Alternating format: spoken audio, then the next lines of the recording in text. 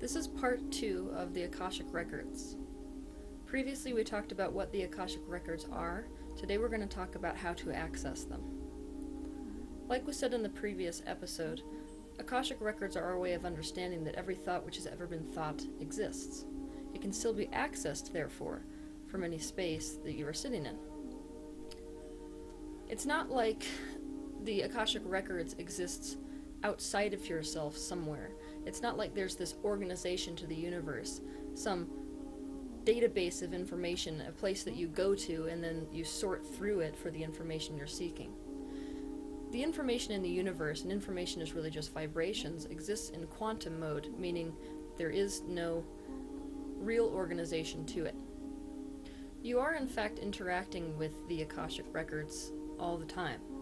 Anytime you have a flash of insight, anytime you're accessing intuition, it's because you have access at all moments of the day to the Akashic Record and interacting with it.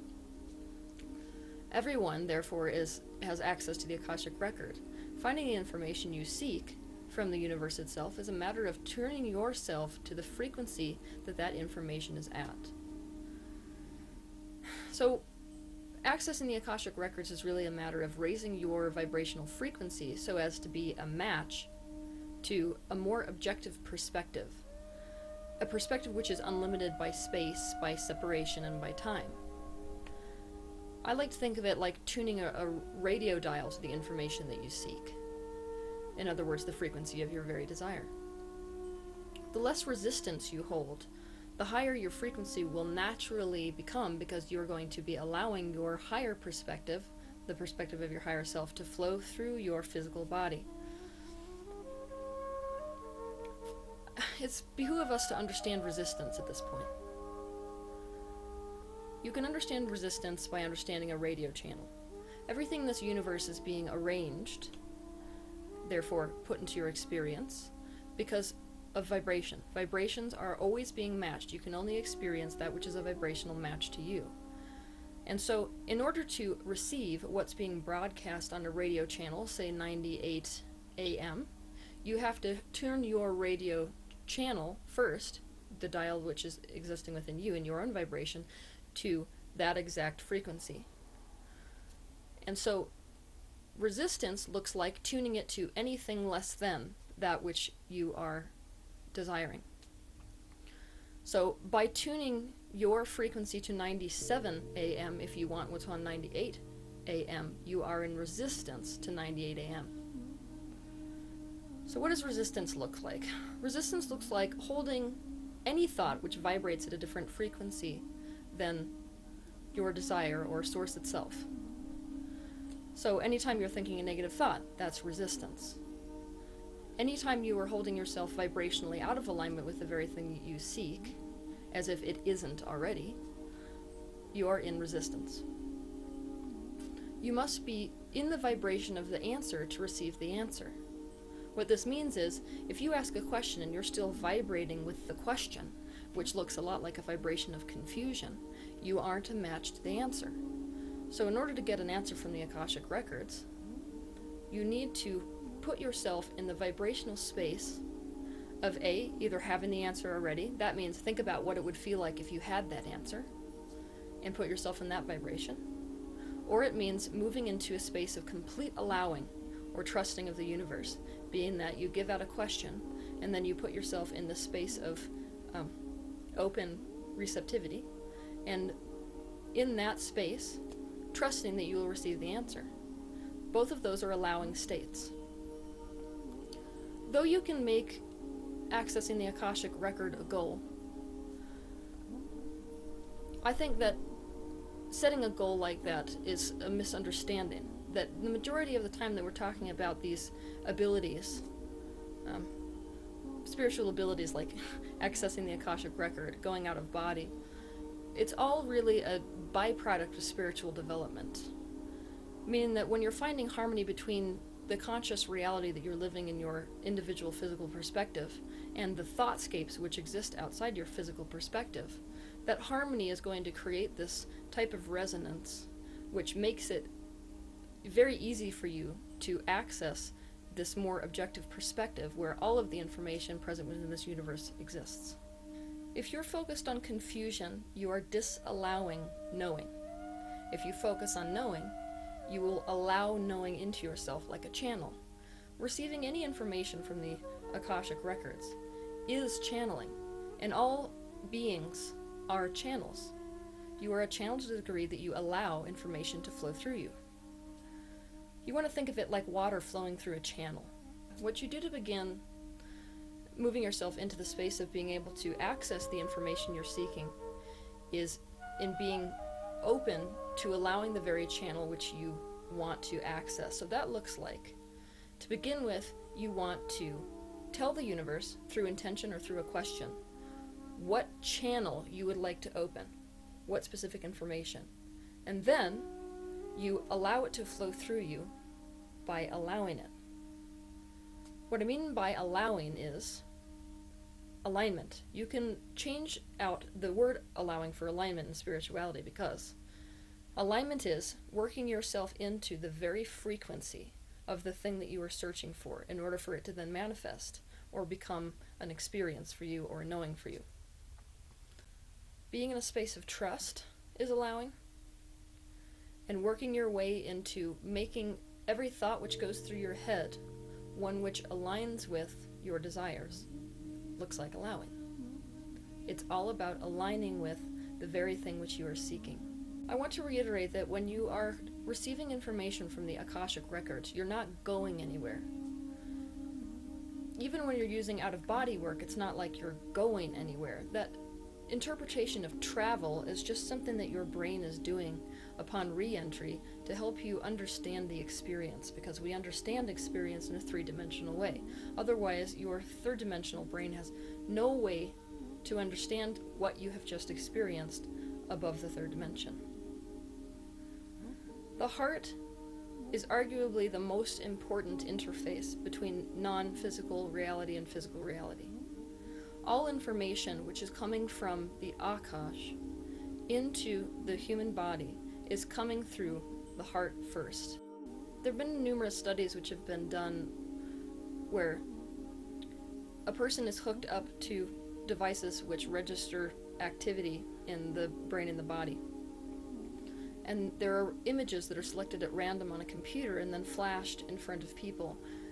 And so there's no way to know what image is going to come up next. They have scary images interspersed with images which would inspire a feeling of safeness within human beings, enjoyable things.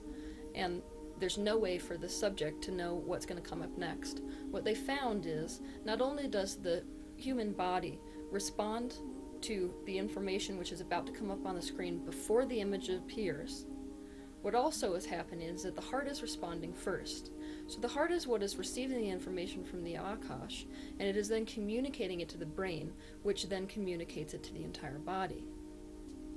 So doing a lot of meditations or work on opening your heart space is a very good way to access the Akashic Record. Your questions when you approach the Akashic Record will immediately be answered and experienced when you align with the answer and trust the answer that you get. Doubt is a form of resistance. Just like a muscle, training takes repetition. So we're training the brain to line up with that which is beyond the brain. With meditation, we can set forth an intention and then settle into a very deep focus of intuitive, open receptivity, a kind of letting go to trust in the universe to immediately deliver. It's an ask and it is given philosophy. The best way to access the Akashic Records is to train yourself to enter a very deep meditative visualization, trance, or out-of-body state. You want to disidentify with your smaller, singular identity and perspective. One of the best ways that I know how to do this is through a meditation where at first you begin like any other meditation, where you're seeking to find the space between thoughts. At first you'll experience this syndrome called monkey mind, where your thoughts are bouncing all over the place, kind of like a wild monkey on a leash. And if you don't judge that behavior, you just keep pulling your thoughts back to something that you're focused on, like the breath, and pulling it back, then you'll find that the space between thoughts becomes bigger. And pretty soon you can feel yourself settle into this objective perspective. It'll feel like going home. It'll feel like disidentifying with the drama of the third dimension.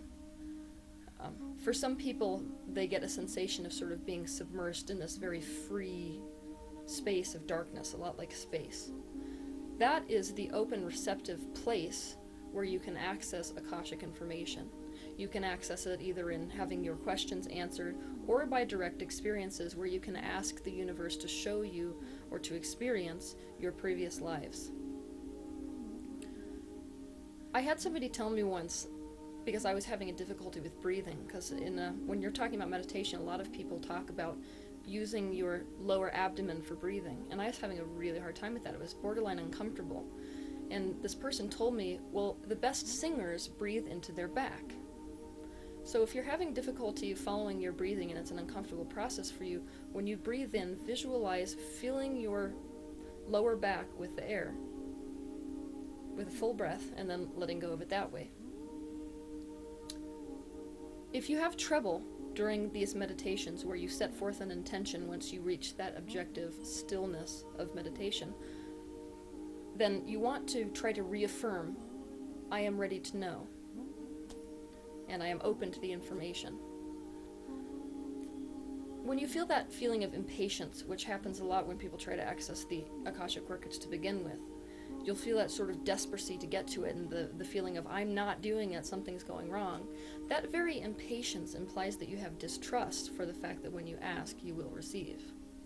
So that is your indication, that sort of a sensation is your indication that you need to either reaffirm that you're open and ready to know, or else that you need to drop what you're doing and go at it another time. So here's an example. If you wanted to set forth an intention of saying, I want to experience the life that I was living right before this current life. First, you go into your meditative state where you feel yourself settling into that open receptivity, that very space of freedom which I was describing, the space between thoughts. Once you feel yourself settle into that, you set forth the intention. The intention, which I just mentioned. I intend to experience the life that I was living right before this life. And then you let yourself settle into an allowing. It's a total vibrational letting go, where you trust that you're going to be taken there. And then, in that space of receptivity, you allow yourself to receive anything in any form that it comes. So it may be coming through the sensations in your body. So maybe if you were strangled in a past life or something, you might feel constriction start to happen around your throat. You may get just images that are out of context, like a cart on a cobblestone road. You want to take note, once you come back out of this experience, of every single thing that you experienced. And then, after you do this again and again, you can get a pretty good idea from something like I just described to you. Snippets out of the Akashic Record. But the better and better you get at this, soon it becomes a full-blown experience where when you ask a question like that, you have this feeling of being drawn inside yourself at a seriously rapid rate, and then maybe just like you would be living in a dreamscape when you're asleep, it's like you open your physical eyes and you're in this entirely other existence. And you can relive that experience either in a very, very long drawn-out way, meaning day-to-day life, or else you can visit the highlights of that specific life. Everything outside the third dimension is controlled with intention. So whatever you think becomes instantaneously. So if you think, show me what is the most important part of this life, you will be fast-forwarded through the high points. So that's an example of the way that you would go about accessing the Akashic Record through a deep meditative state, which, in my opinion, is the best way to get there. I would encourage any of you to go find the techniques that work the best for you.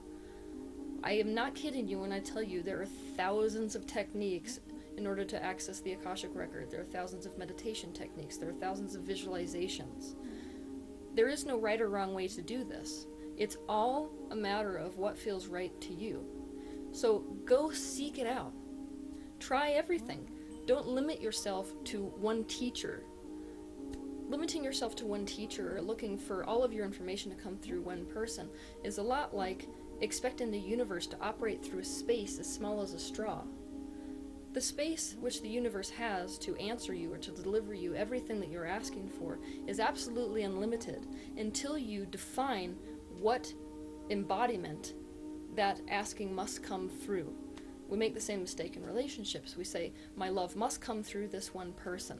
So you've now restricted the universe to operating through a very tiny point. We can do the same thing when it comes to accessing the Akashic Record or improving our spiritual practice. We can limit ourselves by expecting it to come through one venue or another venue. So go experiment. And if you have any other questions relative to how to access the Akashic Record, feel free to write me. I'll see you next week.